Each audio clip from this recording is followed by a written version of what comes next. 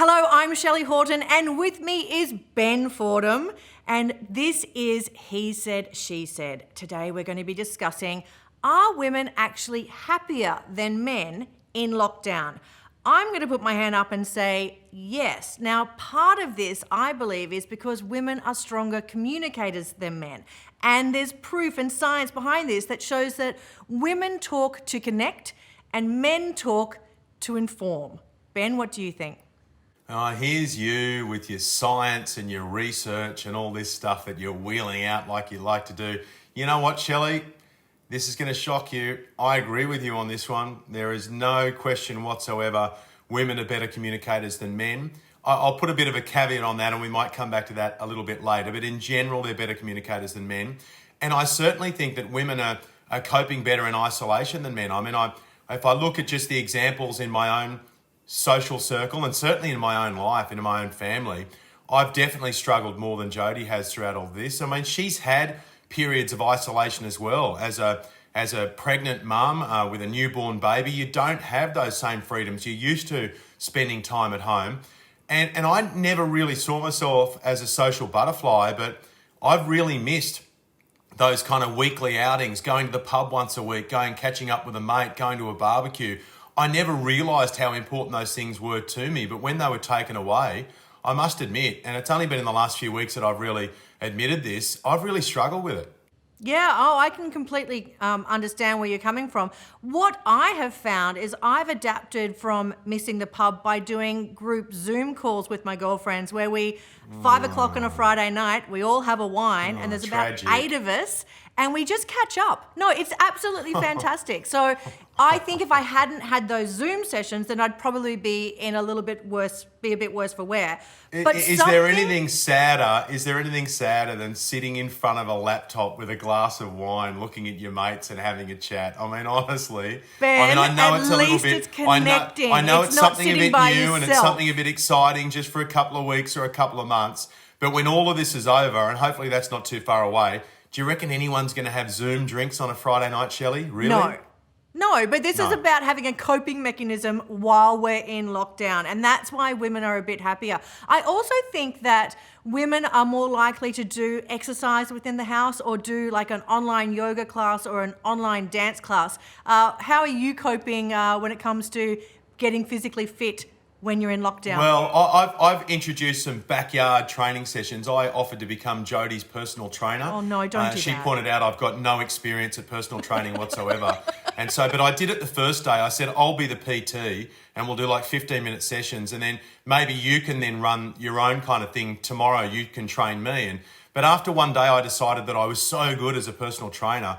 I said, look, I think I'll just look after the PTs. I'll be in charge of this and you can just be... She was like, I thought we were going to change day by day. I was like, have you got any complaints based on today's session? I thought it was great. So we do the same session every day, which she thinks is a little bit boring. But look, I can't imagine doing it online. And this is where women are better. Women are more inclined to open themselves up to saying, oh, look, and just like they are to having a yarn with their girlfriends, a long chat on the phone, blokes are a bit more like, how are you, mate?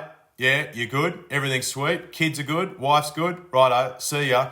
You know, we don't indulge and embrace those things as well as women do. What about the fact that now we're becoming more used to accessing telehealth? Do you think it's going to make a difference for men that it's less of a stigma to just pick up a phone and speak to someone about their mental health or do a video call? Because women are pretty comfortable with it. Yeah, I mean, that's still a thing that blokes and I think people in general struggle with. I mean, I think they'd be inclined to go on a telehealth hookup to say, hey, I've got a rash down below, can you have a look at it? But the idea of saying, look, I've got something wrong going in my head, not many blokes, not many people in general are that willing to do that straight up. I think a lot of the time it takes someone else in your life. I certainly know from my own experience for someone to say, hey, listen, mate, you know, are you okay? What's going on? I think something's got to give here. Blokes tend to need to be dragged off to confront those things, but we certainly need to when you see the warning signs. I was talking to a GP recently, Dr. Andrew Rochford, and he said that there's been a spike in farmers and people, men in isolated areas contacting digital health through text messaging and emails, that they don't want to do the face-to-face still because they still find that a little bit confronting facing the psychologist, but they're happy to be out on their tractor and maybe send a text. What do you think about that? So is this a slowly?